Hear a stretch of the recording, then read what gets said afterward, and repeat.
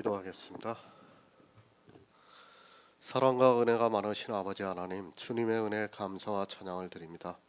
아버지, 이 시간에도 우리와 함께하여 주시옵시고 우리가 진리를 알아가는 데 부족함이 없도록 도와주시옵소서. 하나님의 택하신 자들을 누가 송사하리요, 의롭다 하시는 이는 하나님이시라고 말씀을 하고 있사옵나이다. 그러나 이 시대는 누구를 의롭다 하시는 줄을 모르고 있습니다. 그리고 자기 육체가 마치 의롭다 함을 입은 것처럼 주장하고 있사옵나이다. 그러나 하나님께서 우리에게 영으로 말미암아, 예수 그리스도의 영으로 말미암아 의롭다 하심을 얻을 수 있게, 그것을 믿을 수 있게 역사해 주시니 감사드립니다. 정말 이 시대는 영의 일을 너무 모르고 있사옵나이다. 하지만 성령이 우리에게 오셔서 이 영의 일이 믿어질 수 있도록 역사하여 주시니 감사드립니다. 모든 말씀 예수 그리스도의 이름으로 기도했습니다. 아멘. 로마서 8장 33절을 보겠습니다. 제가 읽어드리겠습니다. 누가 능히 하나님의 택하신 자들을 송사하리요, 의롭다 하시는 이는 하나님이시니. 아멘. 천국입니다. 성경에서 천국에 대한 모든 말씀은 다 비유라고 보면 맞습니다. 사실 우리는 이 천국의 일에 대해서 명확하게 알 수 없습니다. 아니, 천국이 있다는 것도 사실 사람의 이성으로는 받아들이기가 힘이 듭니다. 그가 아무리 지혜가 있다 해도 이 천국에 대해서 어느 누구도 명확하게 말할 수 없습니다.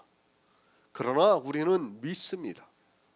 어떻게 믿는가 하면 우리가 성경을 보아서 믿을 수 있는 것이 아니라 성령이 우리 안에 오심으로 해서 믿음을 갖게 역사를 하고 있습니다. 성령이 오심으로 해서 우리에게 그리스도의 영이 거하시고 있고, 그 영이 주님과 함께 부활을 해서 신령한 몸을 입고 천국에 들어가서 영원히 산다는 것을 믿고 있습니다. 그것을 지식으로 알고 있습니까?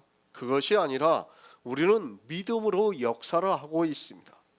이 내세의 일은 사람의 지식으로는 알 수 없고 믿을 수도 없습니다. 그러나 하나님께서 미리 정하신 그들을 또한 부르시고, 부르신 그들을 또한 의롭다 하시고, 그 안에 그리스도의 영이 거하시는 줄을 믿을 수 있게 역사를 하고 있습니다. 하나님의 사랑입니다. 우리는 반드시 죽어야 합니다. 사실 육체가 죽으면 그것으로 진토인 우리 인생은 끝이 납니다. 만약에 그렇게 사라지고 마는 인생이라면 얼마나 허무하겠습니까? 또 짐승과 무슨 차이가 있겠습니까? 단지 살아있을 때 이성을 가지고 있지만 그 이성이라는 것 역시 죽으면 그것으로 사라진다는 것을 알아야 합니다. 우리는 죄인입니다. 율법으로는 반드시 죽어야 합니다. 그런 우리 인생들을 위해서 하나님께서는 자기 아들을 아끼지 않으시고 우리 모든 사람을 위해서 내어주셨습니다. 그렇게 내어주신 이유는 예수 그리스도를 죽은 자 가운데서 영으로 살리심으로 말미암아 우리에게도 그 영이 거하게 하시고 마지막 때에 우리를 살리셔서 아들과 함께 모든 것을 우리에게 은사로 주시겠다는 말씀입니다. 육으로는 안 됩니다. 이 일은 반드시 영으로밖에는 안 됩니다. 그런데 이 시대는 성경에도 없는 신체의 부활을 이야기를 하고 있습니다. 왜 예수 그리스도를 아끼지 않으시고 우리 모든 사람을 위해서 내어주셨는가를 모르고 있습니다. 그것은 예수 그리스도를 죽은 자 가운데서 살리셔서 우리를 거듭나게 하셔서 산소망을 갖게 하기 위해서라는 말씀입니다. 거듭남입니다. 예수 그리스도를 내어주시지 않으면 우리가 거듭날 수 있는 방법이 없기 때문에 하나님께서 예수 그리스도를 우리 모든 사람을 위해서 내어주셨습니다. 우리 죄 때문이 아닙니다. 그것은 하나의 표면적인 이유지만 그 이면에는 예수 그리스도를 죽은 자 가운데서 살리심으로 우리가 거듭날 수 있게 하셨습니다. 이것이 영의 일이라는 말씀입니다. 성령이 내 안에 오심으로 해서 내가 모든 진리 가운데로 인도함을 받아서 성령으로 난 영이 내 안에 거하시고 있습니다. 그 영이 하나님의 영이고 그 영이 그리스도의 영이고 양자의 영이라고 말씀을 하면서 그 영이 있는 성도가 하나님을 아버지라고 부를 수 있다고 말씀하고 있습니다. 왜 이 일을 하셨습니까? 만세전부터 왜 이 일을 예정하셨습니까? 그것은 우리가 하나님의 아들들이 되어서 하나님과 함께 살게 하기 위해서입니다. 우리 육신이 하나님의 아들이 아니라 내 안에 거하시는 예수 그리스도의 영이 하나님의 아들들이 된다고 말씀을 하고 있습니다. 그런데 어떻습니까? 부자와 나사로를 보고 문자 그대로 알고 있습니다. 성경의 비유라고 말씀을 하지 않아서 그것을 비유로 보고 있지 않습니다. 사람들이 얼마나 단순한가 하면 비유라고 꼭 집어서 말씀을 해야 비유인 것으로 받아들이고 있습니다. 내세의 일은 비유가 아니고는 우리에게 말씀하실 수 없다는 것을 모르고 문자 그대로 보고 있습니다. 비유입니다. 영의 일을 아는 성도는 그 말씀이 비유라는 것을 알 수 있습니다. 그러나 이 영의 이 비밀을 모르는 사람은 문자 그대로 보고 있습니다. 사실 문자 그대로 보면서 바로 풀지 못하고 있으면서 억지로 성경을 풀어서 그렇게 생각하고 있습니다. 거듭남입니다. 하나님의 아들들이 나타나는 하나님의 능력입니다. 이 모든 일을 만세전부터 예정을 하셨는데 왜 그렇게 하셨는가 하면 아들과 함께 모든 것을 우리에게 은사로 주시기 위해서입니다.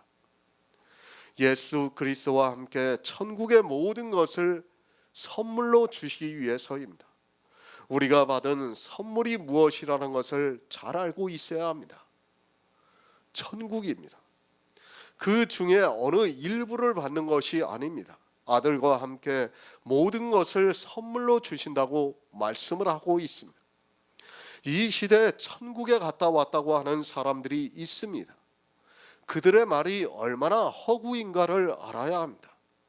자기가 가서 보니까 누구 집은 좋고 누구 집은 나쁘다고 이야기를 하는데 그것은 천국이 아니라 사람의 상상이라는 것을 알아야 합니다.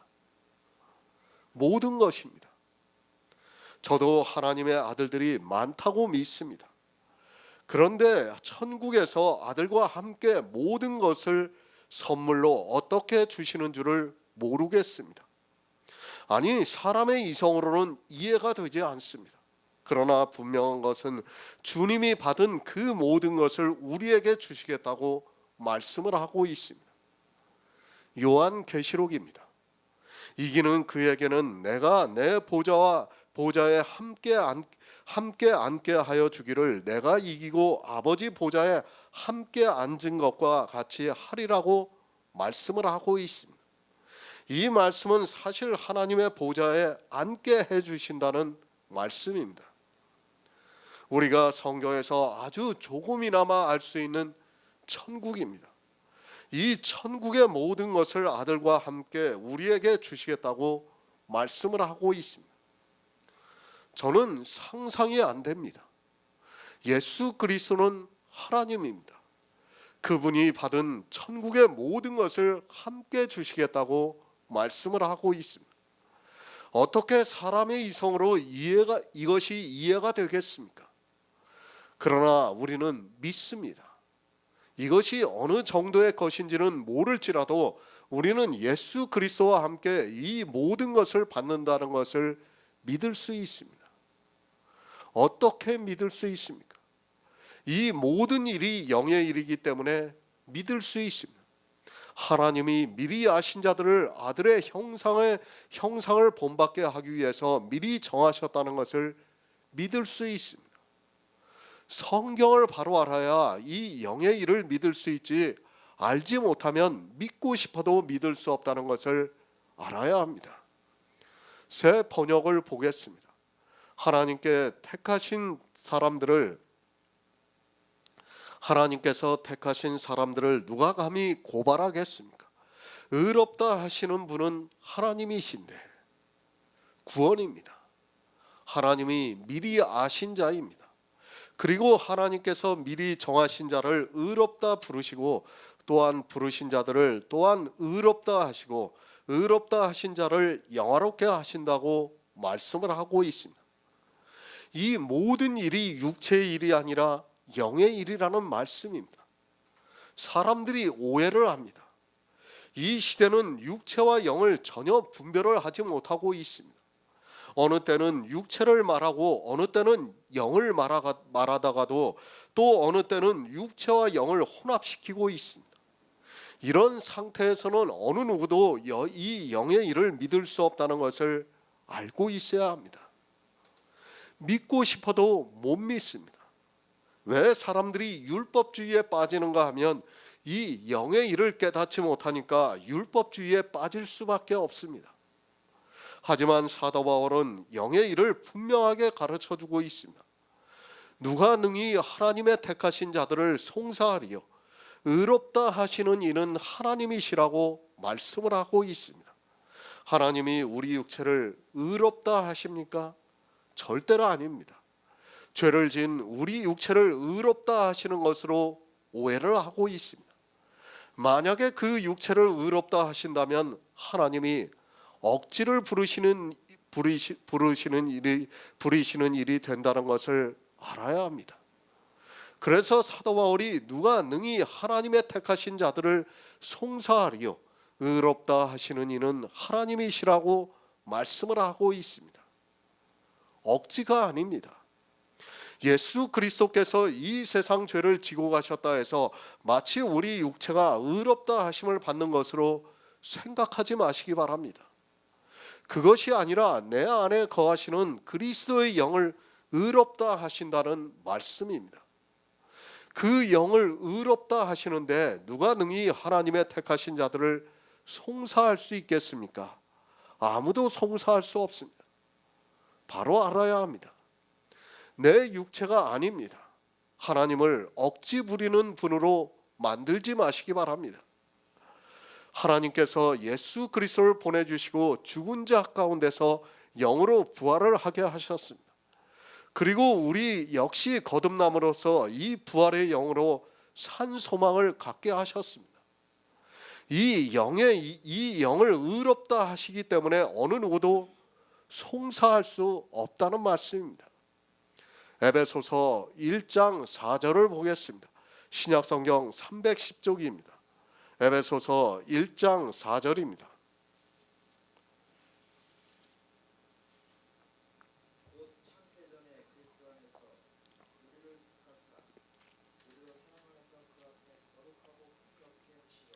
아멘.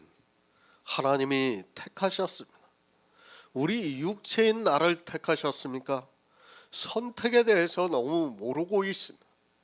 이 시대 칼뱅의 5대 강령을 배우고 있습니다. 그리고 기독교 조직신학에서도 이 선택에 대해서 잠깐 배우고 있습니다. 그런데 칼뱅의 5대 강령도 그렇고 기독교 조직신학에서도 선택의 주체에 대해서 어느 누구도 명확하게 말하지 않고 두루뭉술하게 넘어가고 있는 것을 볼 수 있습니다. 선택입니다. 우리는 이 선택에 대해서 바로 알아야 합니다. 물론 일반적인 선택이 있을 수 있습니다.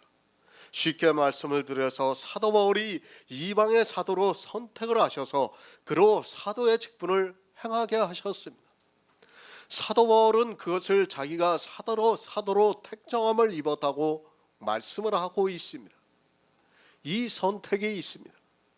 그것은 쉽게 말을 해서 불교에서 말하는 선택과 다르지 않습니다. 불교에서도 스님이 되는 것은 선택을 받은 자라서 된다고 말을 하고 있습니다. 그냥 스님이 되는 것이 아니라 스님이 되기 위해서 선택을 받은 자이기 때문에 그렇게 하고 있다고 말을 하고 있습니다.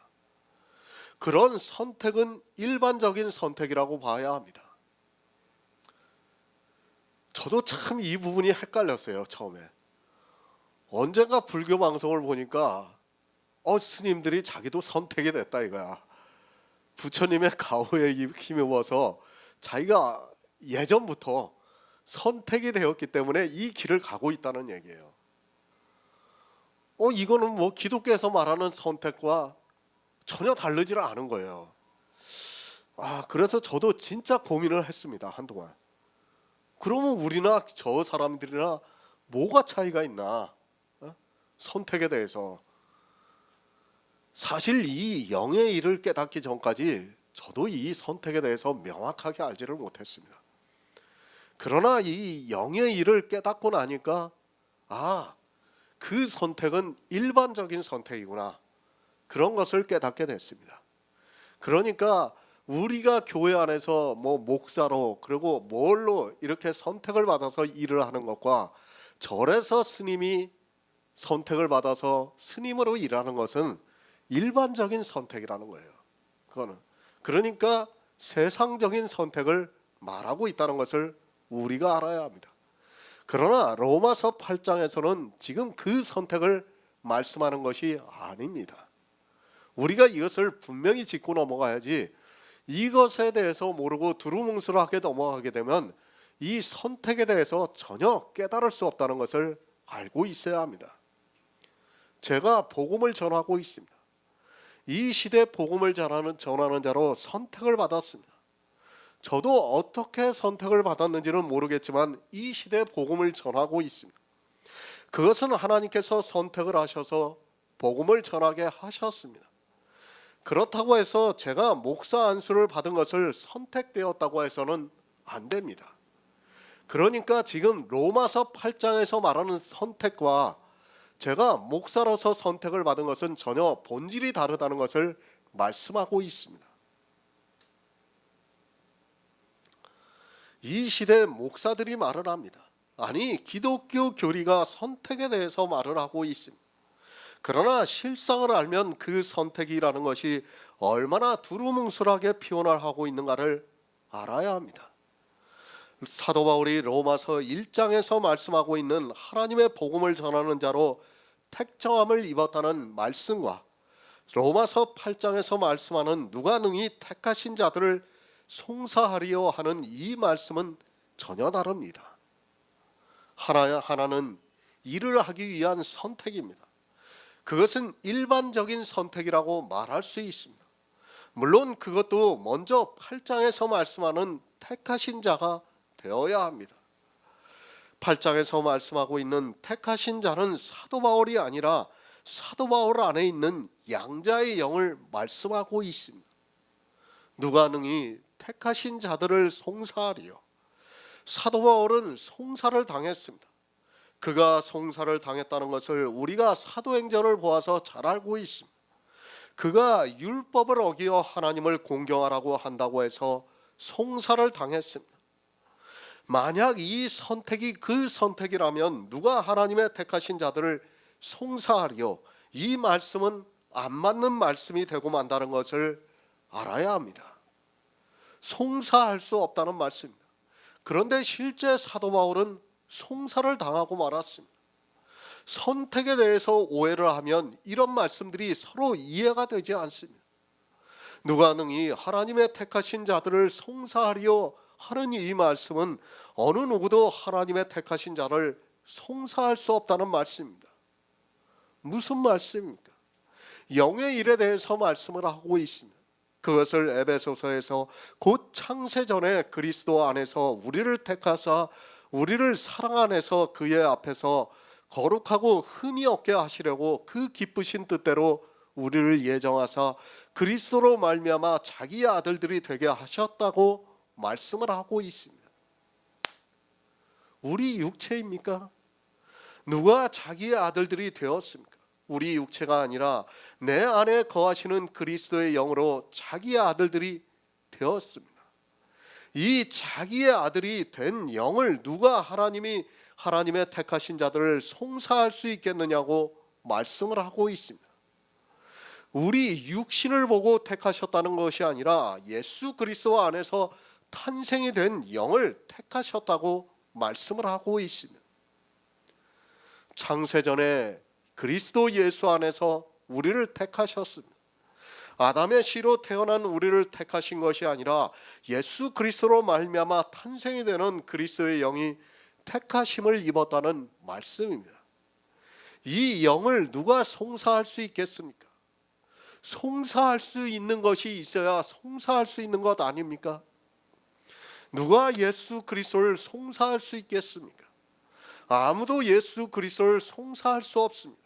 하나님의 택하신 자가 누군가 하면 아담의 자손인 내가 아닙니다. 아담의 자손인 나는 이미 송사를 당해서 예수 그리스도와 함께 십자가에 못 박혀 죽었습니다. 그 죽은 것을 선택했다는 것이 아니고 송사를 하지 못한다는 말씀도 아닙니다. 우리는 성경을 잘 알아야 합니다. 하나님이 우리를 선택하셨습니다. 그런데 우리는 죄를 지었습니다. 그렇다고 그가 송사를 당하지 않습니까? 착각하지 마시기 바랍니다. 하나님을 이상한 하나님으로 만들지 마시기 바랍니다. 우리 육체는 이미 송사를 당해서 죽었다는 것을 알아야 합니다. 그래서 사도 바울이 내가 그리스도 예수와 함께 십자가에 못 박혀 죽었다고 말씀을 하고 있습니다. 왜 죽었습니까? 송사를 당했으니까 죽었습니다. 송사를 당해서 사형 선고를 받았기 때문에 죽었다는 말씀입니다. 잘 기억하시기 바랍니다. 우리 육체는 이미 송사를 당했습니다. 그리고 사형 판결을 받았습니다. 그래서 예수 그리스도와 함께 십자가에 못 박혀 죽었습니다. 사형이 집행이 되었습니다. 그 육체를 가지고 사도 바울이 하나님의 택하신 자라고 말씀하는 것이 아닙니다. 우리는 믿어야 돼요. 뭘 믿어야 됩니까? 영의 일을 믿어야 합니다. 비록 우리가 육체가 살아있지만 우리 육체는 이미 송사를 당해서 예수 그리스도와 함께 십자가에서 죽었다는 그 사형 판결을 받아서 죽었다는 것을 믿어야 합니다. 내가 살아있다고 해서 그것을 안 믿으면 이 영의 일을 도무지 믿을 수가 없습니다. 우리 육체입니다. 그것은 이미 사단에게 내어주었습니다. 그 육체를 가지고 선택을 받았다고 하지 마시기 바랍니다. 물론 일을 하는 데 있어서는 선택을 받았을 수 있습니다. 그러나 로마서에서 말씀하고 있는 누가 하나님의 택하신 자들을 송사하리요, 이 말씀은 우리 안에 있는 영을 말씀하는 것이지 육체가 아니라는 것을 알아야 합니다. 예수 그리스도 안에서 택하셨습니다. 누가 예수 그리스도 안에서 택하심을 받았는가 하면 만세전부터 예정을 하신 내 안에 거하시는 하나님의 영이 선택을 받았다는 말씀이며, 이 영을 누가 능히 송사할 수 있겠느냐고 말씀을 하고 있습니다. 만약에 송사를 하면 그것은 하나님을 송사하는 것과 마찬가지입니다. 택하신 자입니다. 내 육체를 말씀하는 것이 아닙니다. 우리 육체를 가지고 송사할 수 없다는 것이 아니라 우리 안에 거하고 있는 하나님의 영을 누가 송사할 수 있겠느냐고 말씀을 하고 있습니다. 예수 그리스도와 같은 영인데 누가 송사할 수 있겠습니까? 누가 송사를 한다는 말씀입니까? 요한복음 5장 45절을 보겠습니다. 신약성경 152쪽입니다. 요한복음 5장 45절입니다.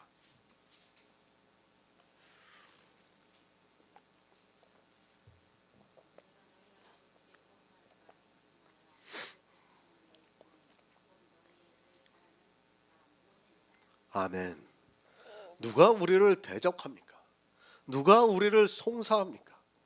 어느 사람을 말하는 것도 아니고 천사를 말하는 것도 아닙니다. 율법을 말씀하고 있습니다. 사단은 율법을 가지고 송사하고 있습니다. 사단이 송사할 수 있는 근거가 무엇인가 하면 율법이라는 것을 알아야 합니다. 그래서 주님이 말씀을 하고 있습니다. 내가 너희를 아버지께 고소할까 생각지 말라. 너희를 고소하는 이가 있으니 곧 너희의 바라는 자 모세라고 말씀을 하고 있습니다. 실제 모세가 고소한다는 것이 아니라 모세를 통해서 율법이 반포가 되었고 그 율법이 너희를 고소한다고 말씀을 하고 있습니다. 송사입니다. 무엇에 근거를 해서 송사를 합니까? 모든 송사는 다 법에 의해서 하고 있다는 것을 알아야 합니다.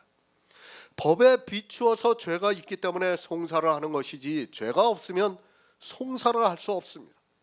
죄가 없는데 고소를 하면 어떻게 됩니까? 고소를 한 그가 도리어 무고한 죄로 처벌을 받게 되어 있습니다. 율법입니다. 그 율법에 비추어서 우리를 송사하고 있습니다. 그냥 막 송사한다고 생각하지 마시기 바랍니다. 사도 바울이 송사라는 표현을 쓸 때는 법적인 용어입니다. 그 자체로 법에 의해서 송사를 한다는 것을 알아야 합니다.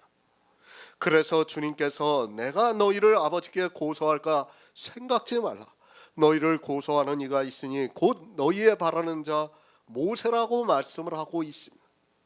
율법이 고소를 합니다. 그런데도 이 시대 기독교인들은 아무 생각이 없이 율법을 지키고 있습니다. 율법이 없는 곳에는 범함이 없다고 말씀을 하고 있는데, 율법을 지키면서 그것을 범하고 있고, 이제 그 율법이 도리어 고소를 하고 있다는 말씀이며, 율법이 고소를 하면 율법으로는 의롭다 하심을 얻을 육체가 없어서 저주를 받게 된다는 말씀입니다. 바로 아시기 바랍니다. 누가 하나님의 택하신 자들을 송사하래요? 어느 누구도 할 수 없습니다. 왜 할 수 없는가 하면, 우리 안에 있는 하나님이 택하신 자는 율법을 모두 지킨 예수 그리스도의 영이기 때문에 송사를 하고 싶어도 할 수 없다는 것을 말씀하고 있습니다. 하나님이 택하셨다고 해서 송사를 받지 않는다고 생각하지 마시기 바랍니다. 그것은 억지입니다. 왜 송사를 할 수 없는가를 알아야 하는데, 이 시대는 그저 성경의 문자를 아는 것으로 자기들을 하나님이 선택하셨다고 하면서 막연하게 송사할 수 없다고 이야기를 하고 있습니다. 내 안에 거하시는 그리스도의 영은 만세 전에 하나님께서 선택하셨습니다. 율법은 고소를 합니다. 사단이 무엇을 가지고 우리를 고소하는가 하면 율법을 가지고 고소를 하고 있습니다. 그래서 우리 육체는 예수 그리스도와 함께 십자가에 못 박혀 죽었습니다. 고소를 당해서 판결을 보니까 반드시 죽어야 하는 죄인이라서 예수 그리스도께서 죽으실 때 우리도 함께 죽었다는 말씀입니다. 살아있는 육체를 생각지 말고 영의 일을 깨달아야 합니다. 영의 일을 너무 모릅니다. 그런 그들이 예수 그리스도를 믿는다고 하고 있고 자기들이 구원을 받았다고 말을 하고 있습니다. 이스라엘이 그들이 그렇게 철저하게 지켰던 율법에 의해서 고소를 당해서 저주를 받고 말았습니다. 이 시대 역시 율법을 지키면 반드시 그 율법이 고소를 하게 되어 있습니다. 법을 알아야 합니다. 성도로서 조금 더 의롭게 산다는 말 하지 마시기 바랍니다. 법은 반드시 우리에게 완전함을 요구하고 있습니다. 나는 다른 마음으로 법을 지켰다 해도 주님께서 말씀하고 있습니다. 모세가 너희에게 준 율법이 고소를 한다고 말씀을 하고 있습니다. 그때 성경에 기록이 되어 있는 율법을 온전히 지키지 못한 것이 나타나면 그는 저주를 받게 되어 있습니다. 디모데전서 3장 16절을 보겠습니다. 신약성경 339쪽입니다. 디모데전서 3장 16절입니다.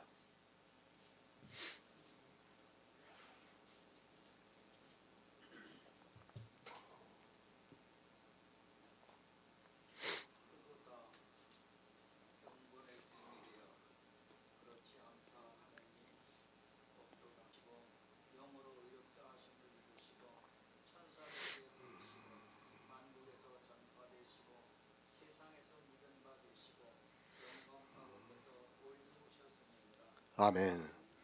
누가 능히 택하신 자들을 송사하리요? 아무도 송사할 수 없습니다. 왜 송사할 수 없는가 하면 우리 안에 거하시고 있는 예수 그리스도의 영은 율법을 완전히 지킨 의로운 영이기 때문에 율법에 비추어 봐도 율법이 송사를 할 수 없다는 말씀입니다. 내 육신이 하나님의 택하신 자가 아니라 내 안에 있는 그리스도의 영이 하나님의 택하신 자라는 말씀입니다. 왜 송사할 수 없습니까? 하나님께서 의롭다 하시기 때문에 송사할 수 없다는 말씀입니다. 로마서의 이 말씀들도 사람들이 참 오해를 하고 있습니다. 특히 어느 곳에서는 자기 육체가 의인이 되었다고 하면서 하나님이 자기를 의롭다 하셔서 이제는 어느 누구도 송사할 수 없다고 말을 하고 있습니다. 아니, 거의 모든 교회의 목사들의 생각이 같다고 보면 맞습니다. 또 이 말씀을 오해를 해서 어떤 사람들은 그렇게 하고 있습니다. 판단을 하면 어떻게 합니까? 네가 감히 뭔데 나를 판단하느냐? 하나님께서 나를 의롭다 하시고 송사할 수 없다고 했는데 네가 뭐 때문에 나를 판단하느냐?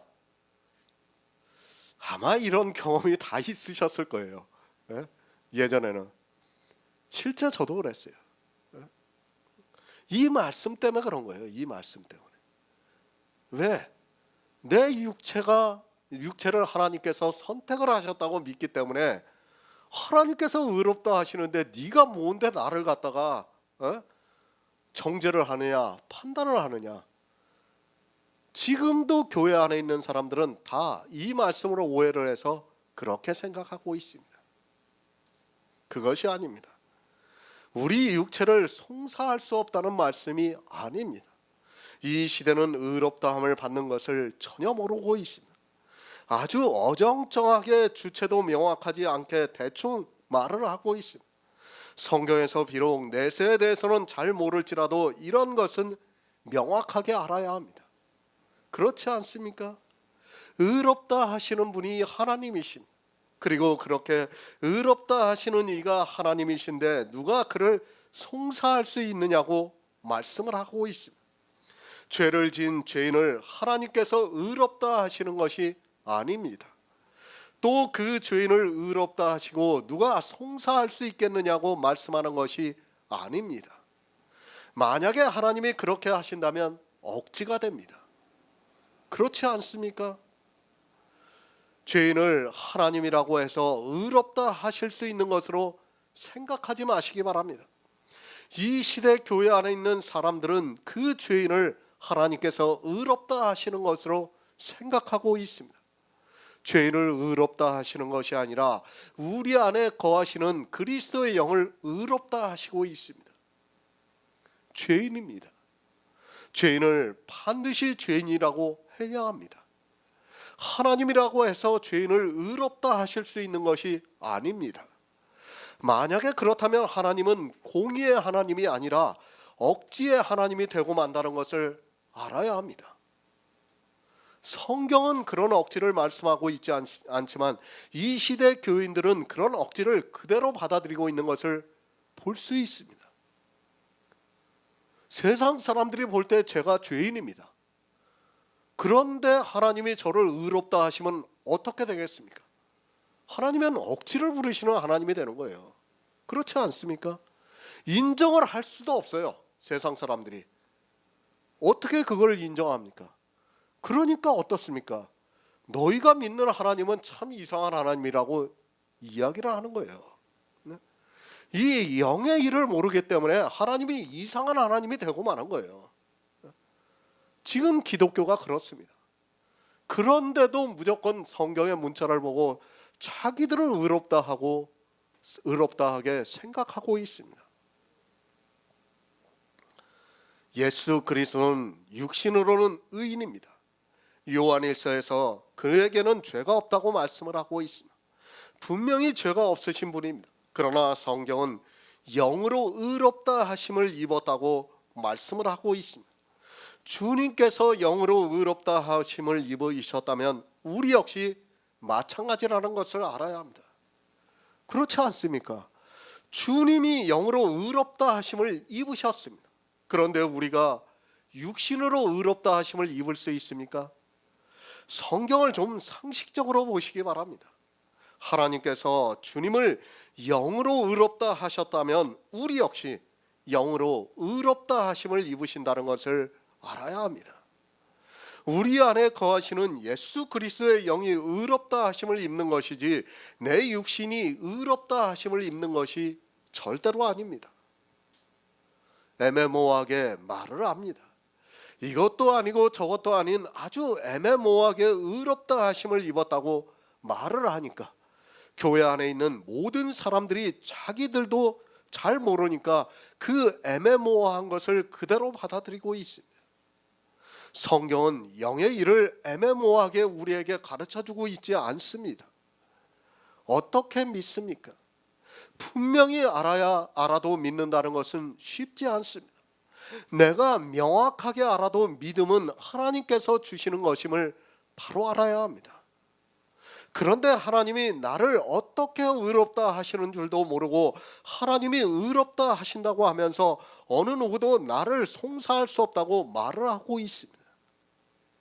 그것처럼 막연한 생각이 없다는 것을 알아야 합니다. 성경은 분명합니다. 물론 영의 일은, 내세의 일은 우리 인생의 언어로는 표현을 할 수 없기 때문에 비유를 말씀하고 있습니다. 그러나 그 영의 일을 가르쳐주는 말씀들은 분명하다는 것을 알아야 합니다. 다시 말씀드립니다. 지금 로마에 있는 교회 성도들이 고난을 받고 있습니다. 그런 성도들에게 사도 바울은 내세의 일을 말씀하면서 위로를 하고 있습니다. 영의 일을 가르쳐주면서 위로의 글을 보내고 있다는 말씀입니다. 고난을 받고 있는 그들이 소망을 가질 수 있는 것은 천국밖에 없기 때문에 천국을 우리가 어떻게 가는가를 명확하게 말씀을 하고 있습니다. 율법을 안 지킵니다. 사람의 이성으로는 불가능합니다. 율법을 지키지 않음으로 해서 고난을 받는 로마에 있는 성도들에게 위로의 말씀이 필요했습니다. 세상 사람들과 같이 율법을 지키면 그들은 더 이상 고난을 받을 이유가 없습니다. 그러나 로마에 있는 성도들은 율법을 지키지 않음으로 해서 고난을 받고 있었습니다. 이제 막 복음이 전파가 되었습니다. 사도들과 같이 확실하게 복음을 깨달은 것도 아닙니다. 물론 그 중에는 성령이 오신 성도들도 있지만 아직 복음을 완전하게 깨닫지 못하고 있는 그들이 주변에서 고난을 받는 것을 보면 두려워하는 마음이 생기기도 하고 또 때로는 믿음을 저버릴 수도 있습니다.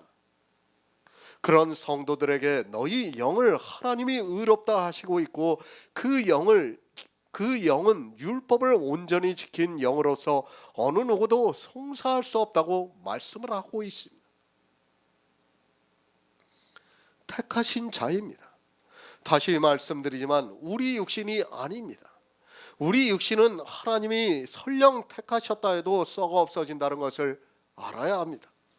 그런 육신을 택하셨다는 말씀이 아니라 내 안에 거하시는 그리스도의 영을 택하셨다고 그 영은 율법을 완전히 지키신 영이기 때문에 율법이 우리를 다시 송사할 수 없다는 말씀입니다.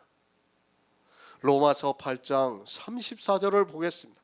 신약성경 250쪽입니다. 로마서 8장 34절입니다.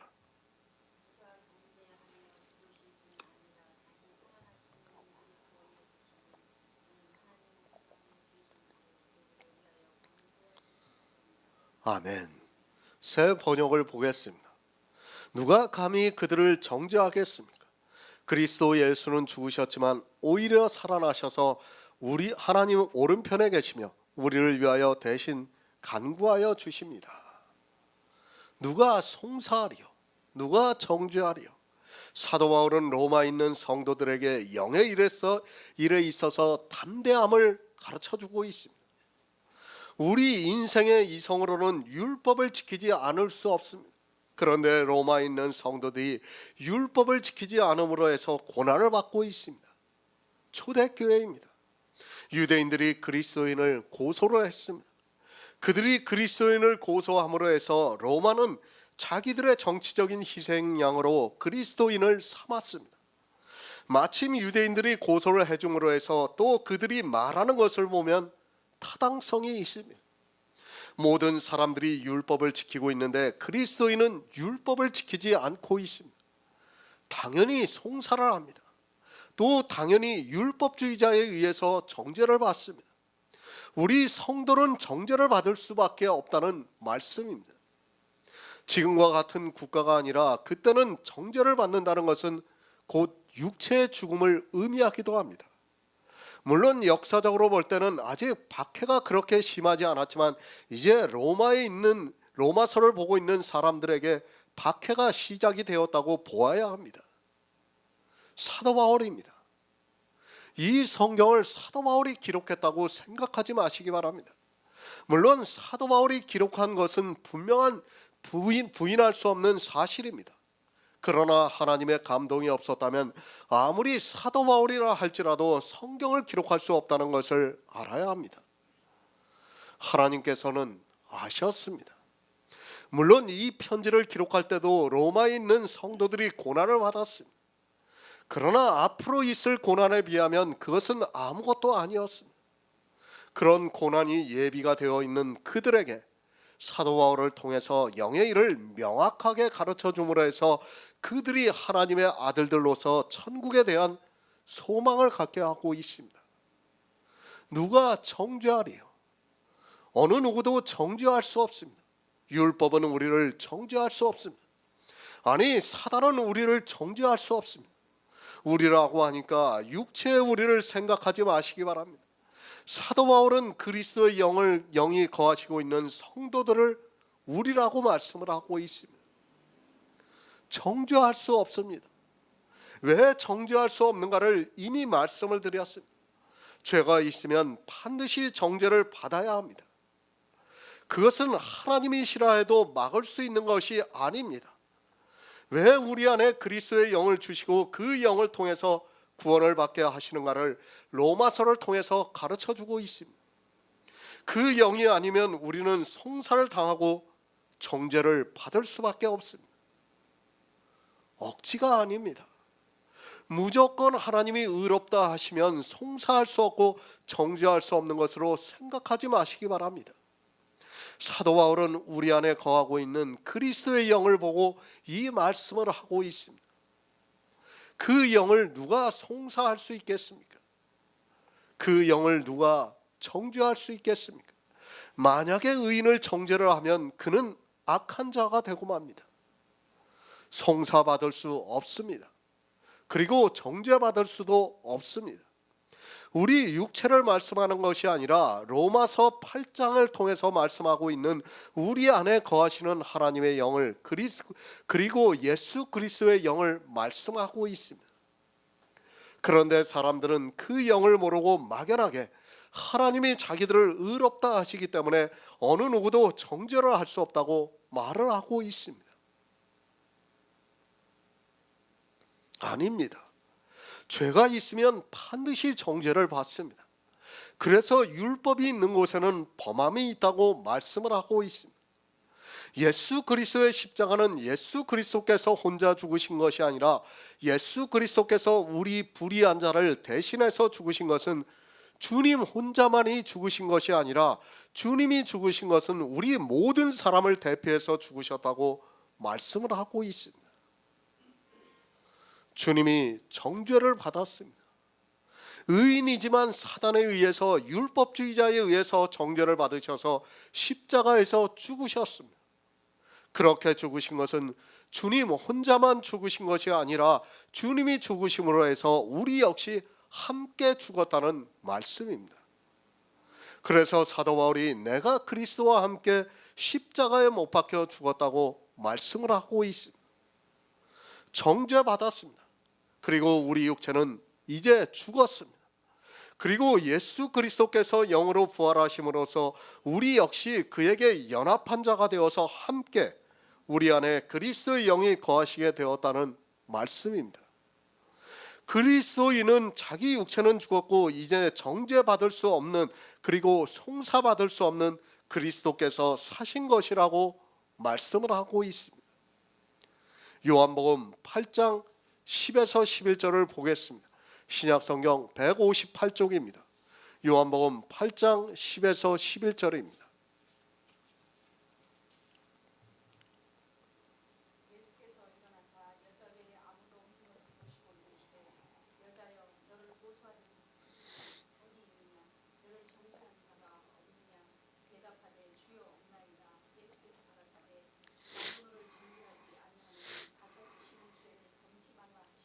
아멘. 로마서 8장 1절을 보겠습니다. 신약성경 249쪽입니다. 로마서 8장 1절입니다.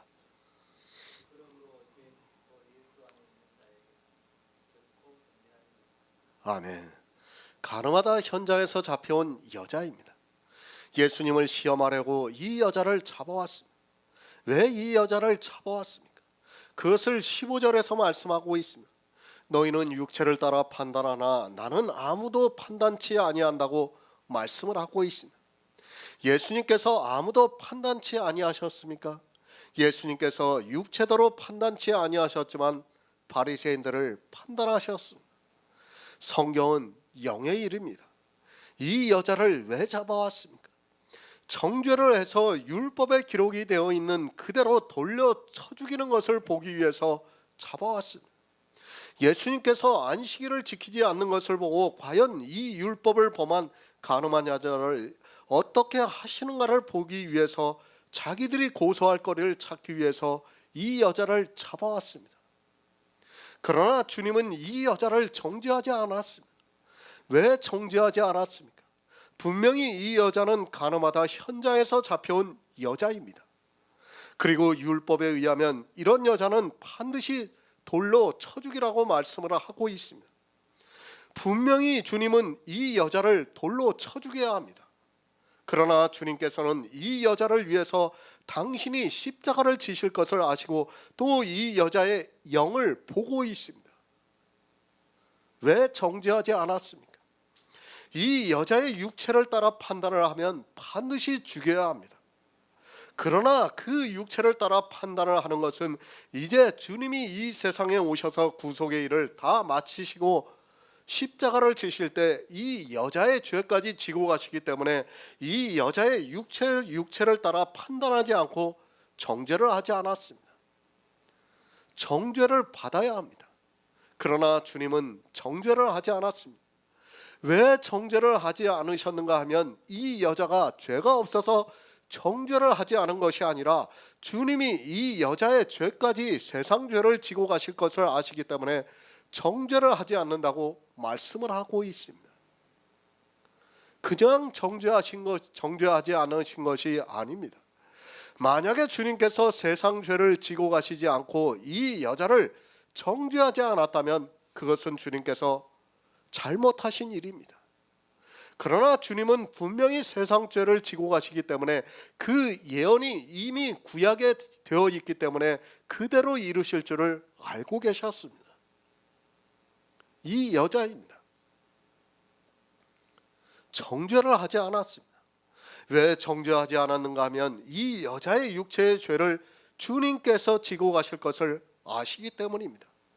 또한 이 여자가 구원을 받을 것을 아시기 때문에 주님은 육체를 따라 판단하지 않겠다고 말씀을 하고 있습니다. 육체입니다. 우리는 당연히 죽어야 합니다. 육체를 따라 판단을 하면 우리는 죽어야 합니다. 그래서 그 예수 그리스도께서 죽으실 때 우리도 예수 그리스도와 함께 십자가에서 함께 죽었다는 말씀입니다. 그러나 이제 정죄를 받고 있지 않습니다. 받지 않고 있습니다. 주님이 십자가에서 세상 죄를 지고 가셔서 정죄를 받지 않는 것이 아니라 주님이 이 영으로 의롭다 하심을 받으셨기 때문입니다. 우리 안에 주님의 영이 거하십니다. 그 영을 누가 정죄할 수 있느냐고 사도 바울이 말씀하고 있습니다. 내 육체를 누가 정죄할 수 있느냐는 말씀이 아니라 이제 우리 육체는 십자가에서 주님과 함께 죽었고 내 안에 그리스도의 영이 사시기 때문에 어느 누구도 정죄할 수 없다는 말씀입니다. 그러니까 가늠한 여자를 언제 죽었습니까? 가늠한 여자가 예수님과 함께 십자가에서 죽은 거예요. 돌로 쳐 죽어야 하는 그 죄를 언제 죽었는가 하면 예수님과 함께 십자가에서 죽었다는 거예요. 우리도 마찬가지예요. 우리도 이미 죽었어야 돼요. 판결로는. 그러면 언제 죽었냐? 예수님께서 2000년 전에 죽을 때 우리도 같이 죽었다는 거예요. 함께. 그것을 말씀하고 있는 겁니다. 그것을 로마서 1장에서 다시 말씀하고 있습니다. 그러므로 이제 그리스도 예수 안에 있는 자에게는 결코 정죄함이 없다고 말씀을 하고 있습니다. 그리스도 예수 안에 있는 자가 누구입니까? 교회 안에 있는 교인들이 그리스도 예수 안에 있는 자입니까? 그들은 그리스도 예수 안에 있는 자가 아닙니다. 마찬가지입니다. 내 육체는 그리스도 예수 안에 있는 자가 아닙니다. 내 육체가 아니라 예수 그리스도를 믿음으로 내 안에 거하시는 하나님의 영이 그리스도 예수 안에 있는 자라는 말씀입니다. 그렇게 그리스도 예수 안에 있는 자는 결코 정죄함이 없다고 말씀을 하고 있습니다.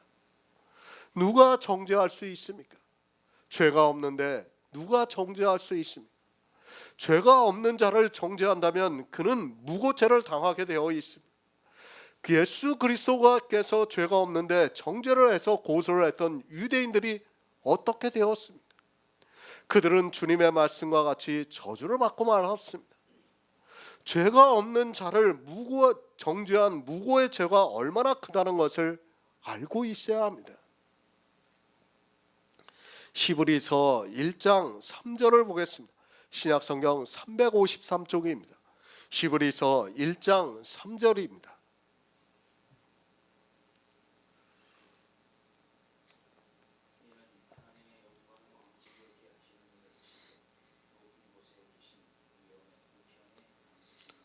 아멘.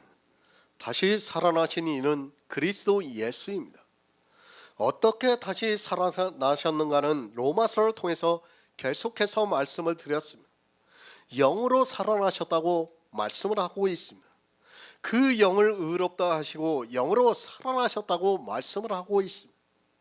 주님이 다시 살아나셨다는 말씀은 우리 역시 영으로 다시 산다는 것을 말씀하고 있고, 그것을 성경에서 거듭남이라고 말씀을 하고 있습니다. 다시 살아나셨습니다. 주님이 다시 사심으로 말미암아 우리 안에 그리스도의 영이 거하시게 되었습니다. 그 영이 의롭기 때문에 어느 누구도 정죄할 수 없다고 말씀하고 있습니다. 어느 누구도 정죄할 수 없다는 말씀을 막연하게 생각하지 마시고 성경적인 근거를 가지고 왜 우리를 어느 누구도 정죄할 수 없는가를 알아야 합니다. 그는 하나님 우편에 계신 자라고 말씀을 하고 있습니다. 성경에서 우편을 말씀하고 있습니다. 그것은 진짜 우편이 아니라 우편을 상징하고 있는 의미가 있습니다. 성전에는 두 개의 기둥이 있습니다. 하나는 보아스고 하나는 야긴입니다. 보아스에서는 왕을 기름 붓고 야긴에서는 대제사장을 기름 붓고 있습니다. 우편입니다. 대제사장을 상징하고 있는 말씀입니다. 대제사장은 1년 1차례 지성소에 들어가서 이스라엘 백성의 죄를 사하는 제사를 드리고 있습니다. 그 제사를 하나님께서 받으시면 이스라엘의 모든 백성은 죄가 없는 상태에서 살아가게 됩니다. 그것을 구약에서 대제사장이 1년 1차례 제사를 드리는 것이고, 그것은 주님이 오셔서 단번에 드리시는 제사를 예표하고 있습니다. 이스라엘에 대제사장이 있었습니다. 히브리서에서는 우리에게 새로운 대제사장이 있는데 육체를 따라 레위 지파에 속하지 않고 하늘로부터 오신 대제사장이라고 말씀을 하고 있습니다. 주님께서는 이 대제사장으로 이 세상에 오셔서 단번에 제사를 드리심으로 해서 하늘 백성인 성도들이 죄가 없는 상태가 되었습니다. 그러니까 우리 영이 왜 죄가 없는 상태가 되었냐면 구약의 이 1년 1차례 제사를 통해서 가르쳐주고 있는 거예요. 그 제사를 통해서 우리 안에 있는 영이 의롭다 하심을 얻는다는 것을 하나의 예표로 보여주고 있는 것입니다. 하나님의 우편에 계신 자입니다. 이 말씀은 주님께서 우리 인생들을 위해서 대제사장이 되셔서 하늘 지성소에 들어가셔서 대제사장으로 단번에 제사를 드리심으로 우리가 죄가 없는 백성이 되었다는 것을 말씀하고 있습니다. 우리 성도들이 예수 그리스도께서 대제사장으로 제사를 드리심으로 말미암아 죄가 없는 성도가 되었다는 말씀입니다.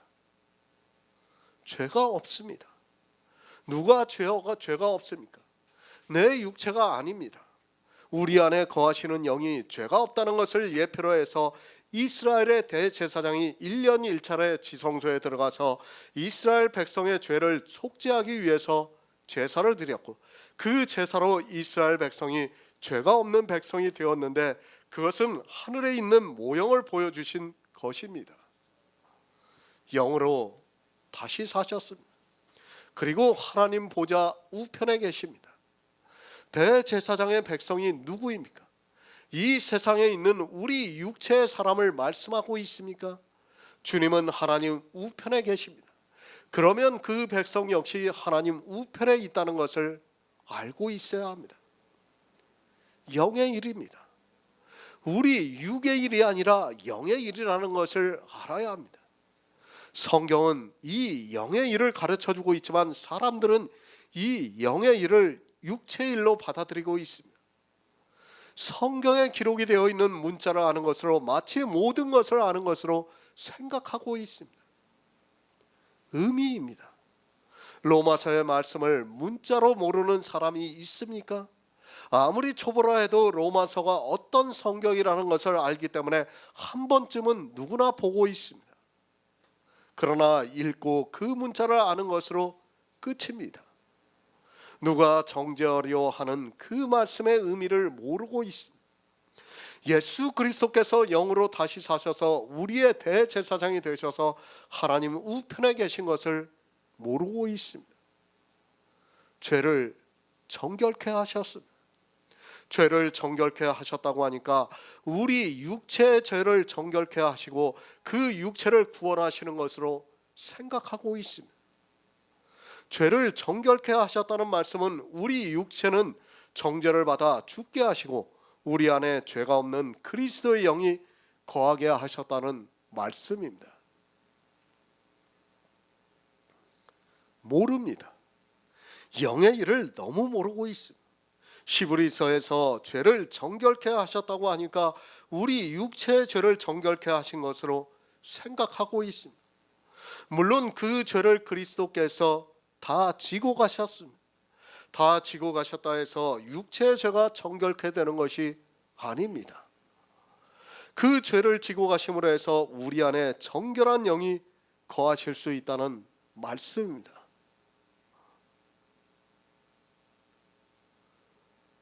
하나님 우편입니다. 그것은 오직 대제사장이 계신 곳입니다. 대제사장이 제사를 드림으로 해서 우리 죄가 정결케 되었습니다. 죄가 정결케 되는 것은 표면적인 것이고 그 이면은 우리 안에 정결한 영이 탄생이 되었다는 말씀입니다. 그러나 이 시대 기독교인들은 죄가 정결케 되었다고 말씀하니까 자기 육신이 정결케 된 것으로 생각하고 있고 그 육신을 보면서 서로 의인이라고 말을 하고 있습니다. 의인이 아닙니다. 사도 바울이 그 육체는 예수 그리스도와 함께 십자가에 못 박혀 죽었다고 말씀을 하고 있습니다. 십자가에 못 박혀 죽은 것은 이제 우리가 진짜 죽으면 썩어 없어집니다. 그 육체가 아니라 우리 안에 거하시는 영이 정죄를 받지 않는다고 말씀을 하고 있습니다. 얼마나 놀라운 일입니까? 사실 이 영의 일은 하나님께서 성령을 보내주시지 않으면 어느 누구도 받아들일 수 없습니다. 지금 이 시대 교회 안에 있는 사람들이 이 말씀을 듣고 믿을 수 있습니까? 자기들이 지키고 있는 율법을 지키지 않는 그것으로 두려워서도 받아들이지 못하고 있습니다. 그러나 하나님께서 은혜를 주시는 성도들은 이 영의 일이 믿어지는 역사가 있습니다. 히브리서 7장 25절을 보겠습니다. 신약성경 360쪽입니다. 히브리서 7장 25절입니다.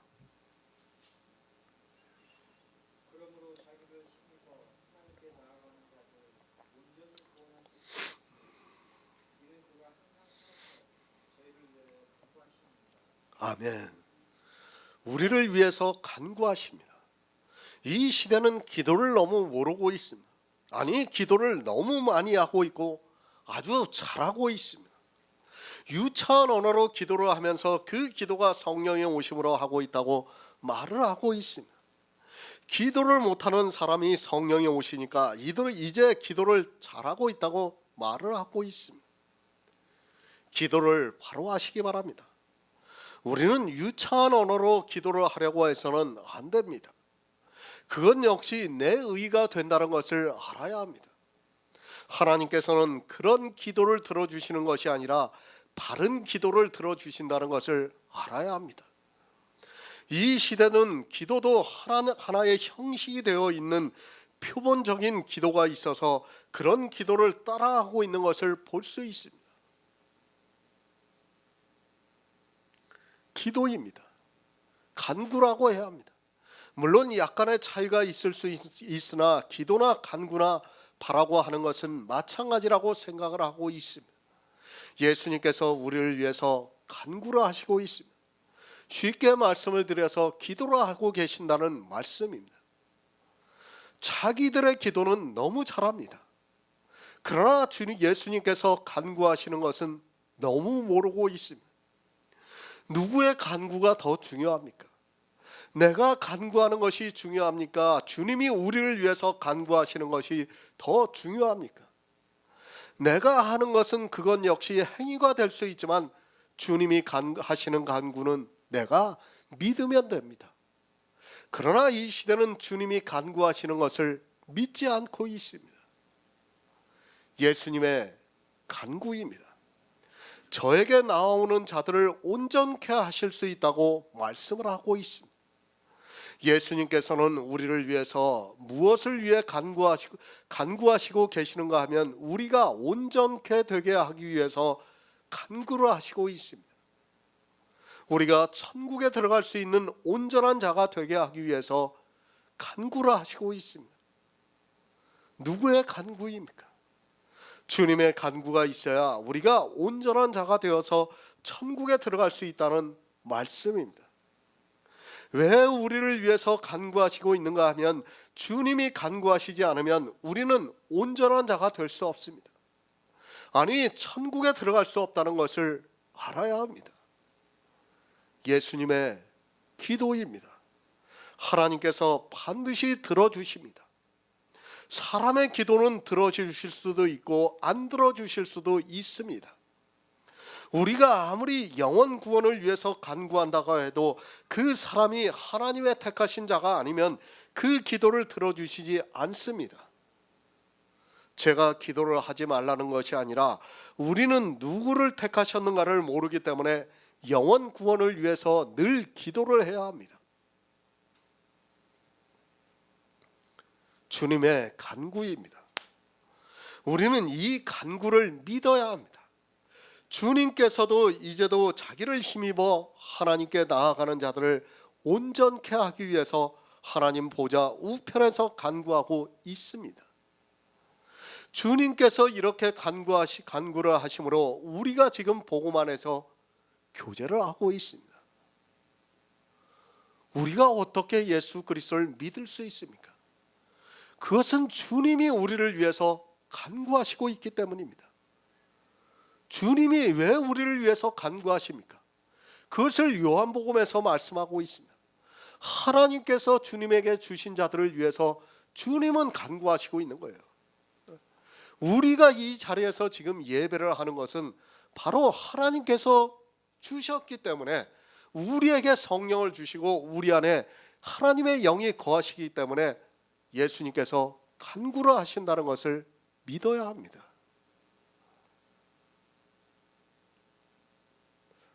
정죄를 하지 못합니다. 주님께서 우리를 위해서 간구를 하시기 때문입니다. 무엇을 위해서 간구를 하십니까?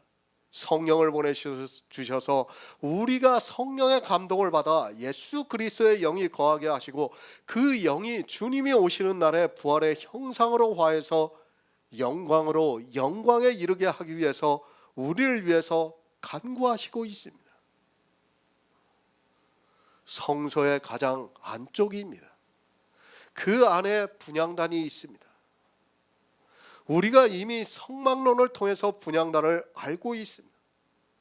이 분향단에서 무엇을 합니까? 대제사장이 들어와서 분향할 단에 향을 피우고 있습니다.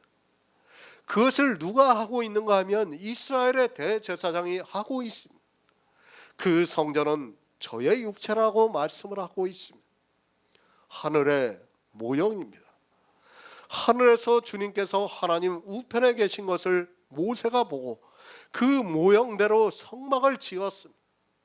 주님께서 지금도 하나님 우편에서 우리를 위해서 간구해 주심으로 해서 우리가 구원을 받을 수 있습니다.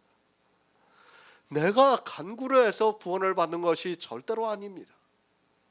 그것을 말씀하고 있습니다. 로마서 9장에서 그런즉 원하는 자로 말미암음도 아니요 다른 박질하는 자로 말미암음도 아니요 오직 긍휼히 여기시는 하나님으로 말미암음이라고 말씀을 하고 있습니다. 우리가 원한다고 해서 구원을 받을 수 있습니까? 착각하지 마시기 바랍니다. 우리가 아무리 간절한 마음으로 간구를 한다고 해서 구원을 받을 수 있는 것이 절대로 아닙니다.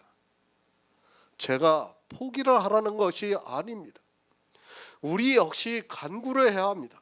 그러나 분명한 것은 우리가 원한다고 해서 구원을 받는 것이 아니라 또 우리가 열심을 낸다고 해서 구원을 받는 것이 아니라 주님이 긍휼히 여기시는 자를 위해서 기도를 해주시고 있고 그가 구원을 받고 있다는 말씀입니다.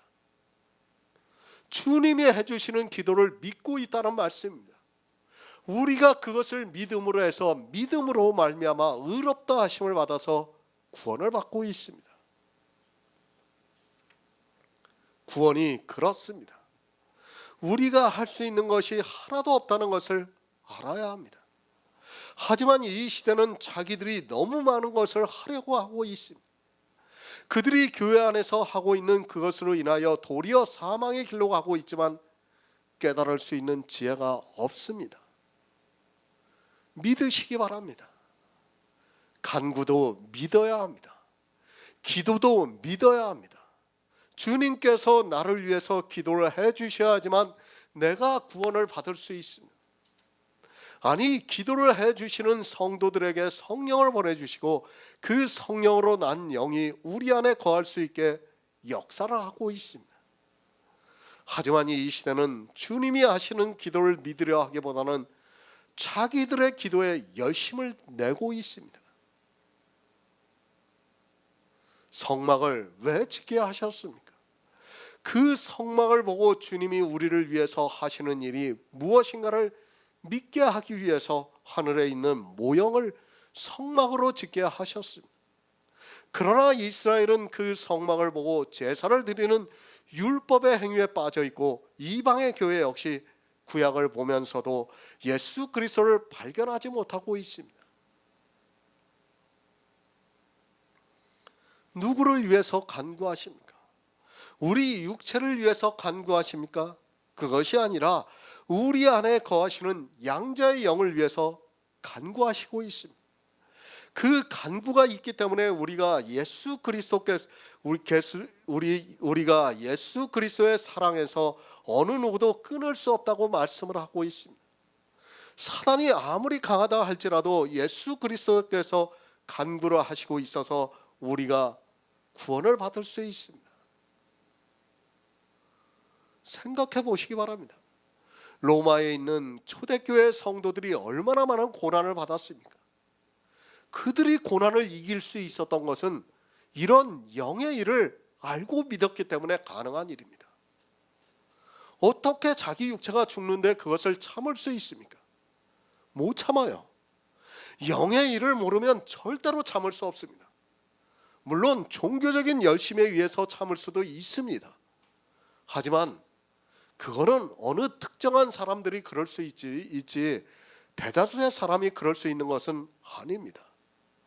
초대교회 수많은 사람들이 순교를 당한 것은 바로 사도 바울이 말씀하는 이 영의 일을 깨달았기 때문에 그들이 육체의 고난을 감내하고 그것을 견딜 수 있었다고 말씀을 드릴 수밖에 없습니다. 우리의 구원은 영의 일입니다. 내 육신이 아닙니다. 정말 이 구원에 대해서 바로 알아야 합니다. 무엇이 구원을 받는가를 모르게 되면 육신으로 죄를 짓게 되어 있습니다. 육신이 구원을 받는다고 하면 당연히 그 육신이 의로워져야 합니다. 신체 구원을 받는다고 믿고 있는 기독교인들은 그래서 모두가 율법을 지키고 있다는 것을 알아야 합니다. 영입니다. 사람의 말에 미혹되지 마시기 바랍니다. 그러나 하나님께서 성령을 보내주시지 않으면 아무리 그가 복음을 듣는다 해도 믿어지는 역사가 그 안에서 일어날 수 없다는 것을 알아야 합니다.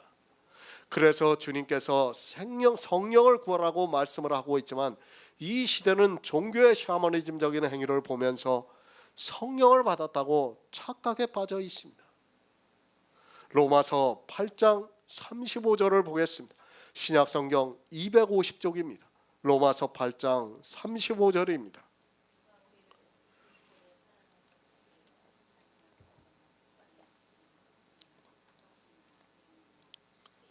아멘. 새 번역을 보겠습니다.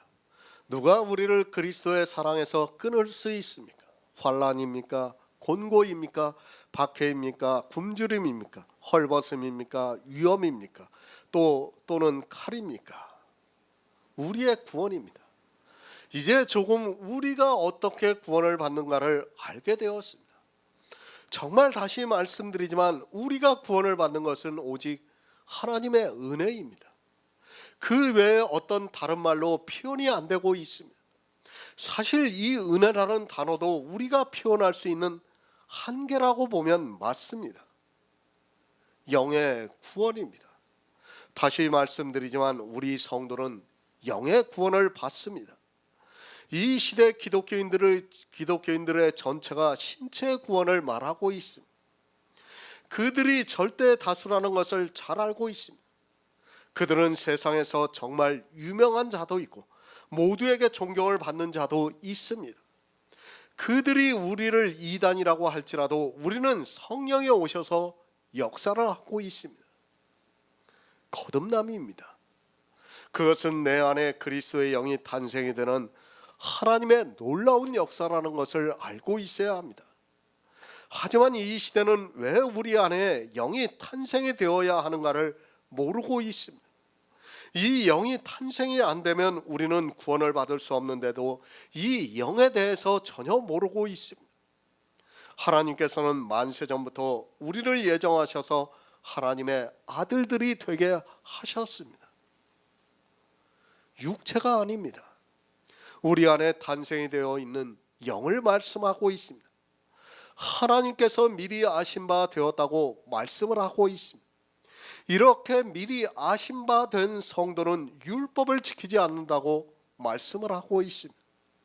또 미리 정하신 그들을 또한 부르신 그들을 또한 의롭다 하시고 의롭다 하신 그들을 또한 영화롭게 하셨다고 말씀을 하고 있습니다. 로마서는 육체를 말씀하고 있지 않습니다. 우리의 영을 말씀하고 있다는 것을 알아야 합니다. 우리 영을 누가 대적하겠느냐고 말씀을 하고 있습니다. 그리고 누가 정죄를 하겠느냐고 말씀을 하고 있습니다. 아무도 대적하지 못하고 아무도 정죄하지 못한다고 말씀을 하고 있습니다. 율법입니까? 그것은 우리의 대적입니다. 그리고 우리를 정죄하고 있습니다. 그러나 그것이 아무리 강하다 해도 내 안에 있는 그리스도의 영은 이 율법을 온전히 지킨 예수 그리스도의 영이기 때문에 율법이 대적할 수 없고 율법이 정죄할 수 없다고 말씀을 하고 있습니다. 우리가 구원을 받을 수밖에 없는 이유입니다. 그것을 로마에 있는 성도들에게 사도 바울이 가르쳐주고 있습니다. 고난을 당하고 있는 그들에게 위로를 하면서 하나님께서 우리를 이렇게 구원해 주시고 있다고 말씀을 하고 있습니다. 이 로마서의 말씀을 보면 우리가 어떠한 고난을 받더라도 견딜 수 있습니다. 정말 위로의 말씀이에요. 이보다 더 큰 위로가 어디 있습니까? 구원에 대해서 명확하게 우리에게 가르쳐 줌으로 해서 그 당시 고난을 받고 있는 성도들이 정말 위로가 되었다고 저는 믿고 있습니다. 그들이 어떻게 죽을 수 있었습니까? 죽는다는 게 사람의 이성으로 쉬운 일이 아닙니다. 그러나 이 영의 일을 가지고 이렇게 위로를 했기 때문에 그들은 죽음 앞에서도 담대할 수 있었습니다. 정말 우리의 구원이 어떻다는 것을 우리가 바로 알고 있지 않으면 성경이 아무리 이렇게 위로의 말씀을 해도 이것이 위로의 말씀이라는 것조차 깨닫지를 못하게 되어 있습니다.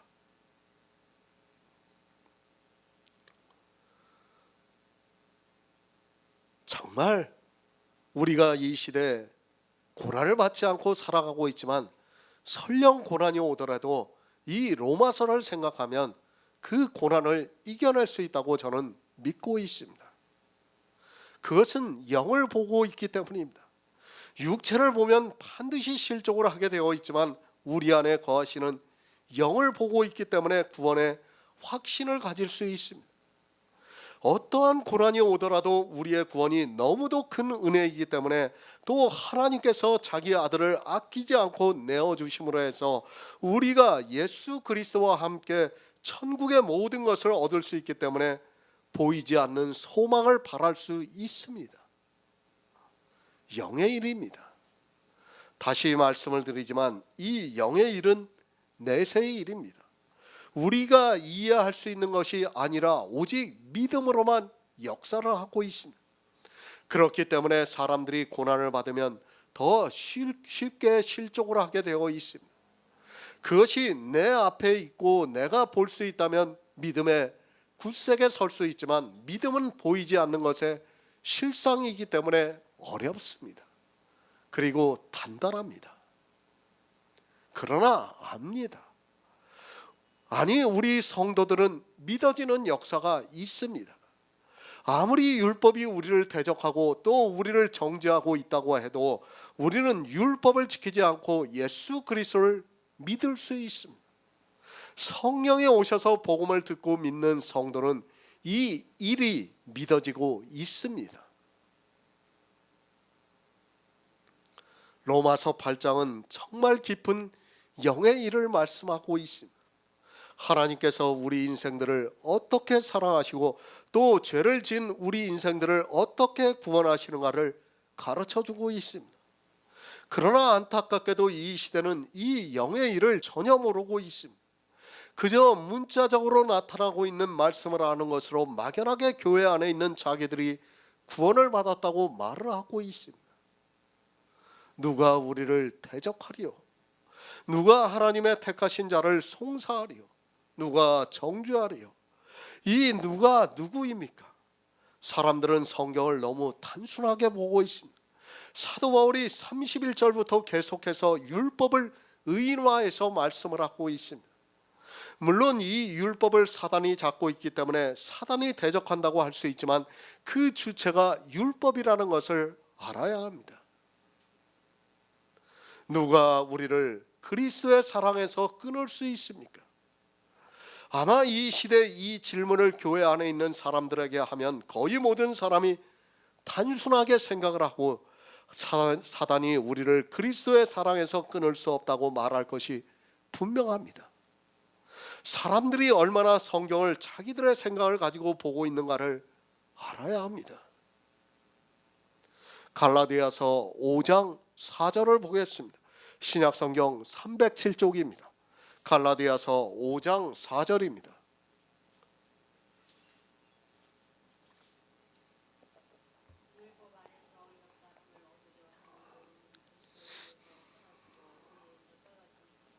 아멘. 누구입니까? 누가 우리를 그리스도의 사랑에서 끊고 있습니까? 누가 우리를 대적하고 있습니까? 누가 우리를 송사하고 있습니까? 누가 우리를 정죄하고 있습니까? 바로 율법입니다. 율법이 우리를 대적하고 있고 율법이 우리를 송사하고 있고 율법이 우리를 정죄함으로 해서 우리를 그리스도의 사랑에서 끊어지게 하고 있습니다. 바로 알아야 합니다. 이 시대는 율법을 너무 모르고 있습니다. 성경을 너무 모르고 있습니다. 성경에서 의인화를 하고 비유로 말씀하고 있지만 누가 그렇게 하고 있는가를 전혀 모르고 있습니다. 누가 우리를 그리스도의 사랑에서 끊게 하고 있는가를 전혀 모르고 있습니다. 그것을 갈라디아에서 말씀을 하고 있습니다. 율법 안에서 의롭다 함을 얻으려 하는 너희는 그리스도에게서 끊어지고 은혜에서 떨어진 자라고 말씀을 하고 있습니다. 이 말씀은 다시 말씀을 하면 율법을 지키고 있는 갈라디아에 있는 교회 안에 있는 사람들에게 너희가 율법을 지키면 그리스도의 사랑에서 끊어지고 은혜에서 떨어진 자라고 말씀을 하고 있습니다. 그러나 이 말씀을 보고도 도무지 무슨 말씀을 하고 있는가를 깨닫지를 못하고 있습니다. 누가 그리스도의 사랑에서 끊고 있습니까?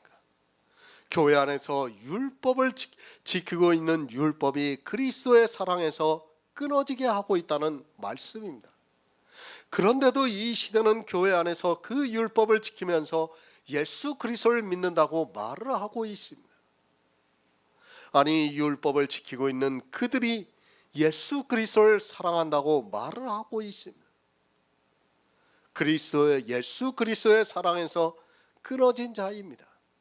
갈라디아에 있는 교회에 있는 사람들이 단 한 가지 할례를 행함으로 해서 그리스도에게서 끊어지고 은혜에서 떨어진 자가 되었습니다. 다시 말씀을 드리지만 이 할례는 율법 전체를 대표하는 율법이라는 것을 알아야 합니다. 예수님께서 비유로 말씀하실 때 교회 안에 있는 전체를 한 사람으로 말씀하신 것과 같이 교회 안에서 지키고 있는 율법의 대표가 할례입니다. 율법을 지키고 있습니까? 그는 예수 그리스도의 사랑에서 끊어진 자라는 것을 바로 아시기 바랍니다. 이 시대도 사단은 율법을 가지고 우리가 예수 그리스도에게서 끊어지게 하고 있지만 교회 안에 있는 사람들은 율법을 모르고 그 율법을 지켜야 한다고 주장하고 있습니다. 누가 율법입니까? 그 누가 율법입니다. 성경을 바로 아시기 바랍니다. 복음과 율법을 말씀하고 있습니다. 복음은 예수 그리스도께서 이 세상에 오셔서 우리를 구원하시는 구속의 모든 일이 복음입니다. 예수 그리스도 그분이 복음이라는 말씀입니다. 율법은 성경에 기록이 되어 있는 율법을 문자 그대로 삼가 지키는 것을 말씀하고 있습니다. 그러니까 우리가 교회 안에서 하고 있는 모든 행위가 다 율법이라는 것을 알고 있어야 합니다. 그 율법이 우리를 그리스도의 사랑에서 끊어지게 하고 있습니다. 하지만 안타깝게도 이 시대 교회는 모두가 율법을 지키고 있습니다. 아니, 초대교회가 지나기도 전에 이미 교회는 율법주의가 만연을 했다는 것을 알고 있어야 합니다. 그 율법이 우리를 대적하고 고소하고 송사를 하고 있지만 사람들은 지혜가 없어서 그 율법을 지키고 있습니다. 제가 생각할 때는 그래요. 아마 누군가 혹시 율법이 죄라는 것을 알고 안 지킨다고 할 때, 안 지킬 수 있다고 해도 아마 식사 기도를 하는 것은 안 하지 못할 거라고 저는 생각해요. 그리고 성찬식을 하는 것도 안 할 수 없다고 저는 생각해요. 다른 건 다 버릴지라도 그 두 가지는 못 버릴 거라고 생각하고 있습니다. 그러면서 어떻게 생각할 겁니까? 정말 자기는 구원을 받았다고 생각할 수 있습니다. 정말 적은 누룩이 온 덩이를 퍼지게 한다는 말씀을 우리가 바로 알아야 합니다. 내 안에 정말 적은 누룩이 하나라도 있다면 우리는 구원을 받을 수 없다는 것을 분명히 기억하고 있어야 합니다. 영의 일을 바로 하시기 바랍니다. 예수 그리스도를 믿는 일과 그리고 율법을 지키는 그 일이 서로를 대적하고 싸우고 있습니다. 교회 안에서 자기 생명에 대해서 이 둘이 내 안에서 치열하게 싸우고 있다는 것을 알아야 합니다. 율법에 의해서 모든 사람이 굴복을 함으로 해서 예수 그리스도의 사랑에서 끊어지고 있지만 그것을 깨달을 수 있는 지혜가 없습니다. 세상이 우리를 그리스도의 사랑에서 끊어지게 하고 있습니까? 그들은 우리가 예수를 믿든 말든 아무 상관하지 않고 있습니다. 교회 안에서 지키고 있는 율법이 우리를 예수 그리스도의 사랑에서 끊어지게 하고 있습니다. 그것을 갈라디아에서 율법 안에서 의롭다 함을 얻으려 하는 너희는 그리스도에게서 끊어지고 은혜에서 떨어진 자라고 말씀을 하고 있지만 도무지 무슨 말씀인가를 모르고 있습니다. 한글을 모릅니다. 아니, 초등학생이 보는 것과 같이 성경을 보고 있습니다. 성경을 보는 그들이 신학을 공부했다고 하는 그들이 히브리어에 능통하고 헬라어에 능통하다고 하는 그들이 한글을 모르고 있습니다. 그러면서 설교 시간에 자기가 알고 있는 히브리어 한마디, 헬라어 한마디를 하면서 자기 유식함을 자랑하고 있습니다. 왜 율법을 지키고 있습니까? 성경에서 이렇게 말씀하고 있는데도 그 많은 사람들이 성경을 보면서도 왜 율법을 지키고 있습니까? 그들의 생각에서는 율법을 지키지 않는다는 것을 상상할 수 없기 때문입니다. 이미 신학에서부터 율법을 지키는 것을 기초로 해서 배우고 있는 사람들이 성경을 살펴보아도 그 율법이 예수 그리스도의 사랑에서 우리를 끊고 있다는 것을 깨달을 수 없습니다. 이 시대는 전멸입니다. 전쟁으로 말하면 모두가 전멸을 당했습니다. 율법에 사로잡혀서 그 율법을 지키느라 자기가 예수 그리스도의 사랑에서 끊어졌다는 것을 인지조차 못하고 있습니다. 그러나 너무도 감사하게도 하나님께서 우리 성도들에게 이것을 보이게 하셨습니다. 저는 정말 이거보다 더 큰 은혜는 없다고 생각하고 있습니다. 율법을 지킬 수 있습니까? 그것이 우리를 대적하고 있습니다. 그것이 우리를 송사하고 있습니다. 그것이 우리를 정죄하고 있습니다. 무엇보다 더 중요한 것은 그 율법이 우리를 그리스도의 사랑에서 끊어지게 하고 있습니다. 예수 그리스도의 사랑을 못 받은 그가 어떻게 구원을 받을 수 있습니까? 하지만 사람들은 성령이 오셔서 율법을 지키지 않을 수 있게 역사를 하고 있습니다. 정말 우리 성도들에게 성령이 오심으로 해서 이 율법을 지키지 않게 역사를 하고 있습니다. 이것보다 더 큰 은혜는 없다고 저는 믿고 있습니다. 갈라디아서 6장 12절을 보겠습니다. 신약성경 309쪽입니다. 갈라디아서 6장 12절입니다.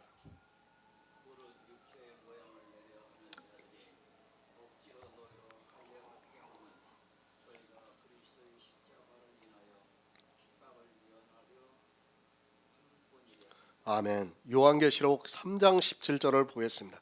신약성경 402쪽입니다. 요한계시록 3장 17절입니다.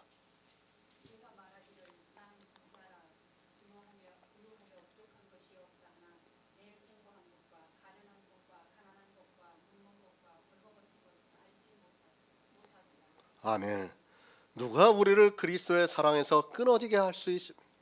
환난이나 곤고나 핍박이나 기근이나 적신이나 위험이나 칼이라 이런 모든 것도 우리를 예수 그리스도의 사랑에서 끊어지게 할 수 없다는 말씀입니다. 어느 것도 우리를 예수 그리스도의 사랑에서 끊어지게 할 수 없는데 이 시대는 믿지 않고 있습니다. 환난, 곤고, 핍박, 기근, 적신, 위험, 칼, 이 모든 것이 다 무엇을 의미하고 있습니까? 이것을 일일이 다 설명할 필요성이 없다고 생각하고 있습니다. 갈라디아에서 말씀과 요한계시록의 말씀을 통해서 한두 가지만 말씀을 하겠습니다. 갈라디아에서 할례를 받으면 그리스도의 십자가를 인하여 핍박을 면할 수 있다고 말씀을 하고 있습니다. 그러니까 우리가 율법을 지키면 우리가 핍박을 받지 않을 수 있다고 말씀을 하고 있습니다. 그런데도 얼마나 감사하게도 이 시대는 우리가 율법을 지키지 않고 있는데도 핍박을 받지 않고 있습니다. 이것은 정말 너무도 감사한 은혜입니다. 핍박을 면할 수 있습니다. 누가 핍박을 면할 수 있습니까? 할례라는 율법을 지킴으로 해서 사도 바울은 그 예수 그리스도의 십자가를 인하여 받는 핍박을 면할 수 있다고 말씀을 하고 있습니다. 누가 핍박을 주고 있는가 하면 율법이 핍박을 주고 있다는 말씀입니다. 곤고입니다. 율법은 우리를 곤고하게 하고 있습니다. 율법을 지키지 않는 사람은 곤고합니다. 지금은 율법을 지키는 것이 곤고하지 않게 보이지만 주님이 오실 때 그가 지킨 그 율법이 곤고하게 만들고 있습니다. 지금 현재는 율법을 지키지 않는 사람이 곤고하게 느낀다는 말씀입니다. 사실 세상 사람이, 아니 교회 안에 있는 사람들이 우리를 보면 우리가 곤고하게 보입니다. 그러나 주님이 오셨을 때는 어떻게 되느냐 하면 그 곤고한 것이 우리에게는 영광이 되고 그 곤고하지 않은 그들이 곤고하게 된다는 것을 지금 말씀하고 있습니다. 다 무엇입니까? 율법입니다. 환난, 곤고, 핍박, 기근, 적신, 위험, 칼 등이 다 어디에서 오고 있는가 하면 율법에서 오고 있다는 말씀입니다. 그 율법이 우리를 그리스도의 사랑에서 끊을 수 없다고 말씀하고 있지만 이 시대는 도리어 율법을 지키는 일에 열심을 내고 있고 율법을 지키는 자기들이 그리스도의 사랑을 받고 있다고 말을 하고 있습니다. 영의 일입니다. 육의 생각과는 전혀 다르다는 것을 알고 있어야 합니다. 사도 바울은 계속해서 율법을 지키지 말라는 말씀을 여러 가지로 말씀하고 있습니다. 그러나 이 시대 기독교인들은 이 말씀을 보고 율법을 지킴으로 해서 스스로가 그리스도의 사랑에서 끊어지게 하고 있습니다.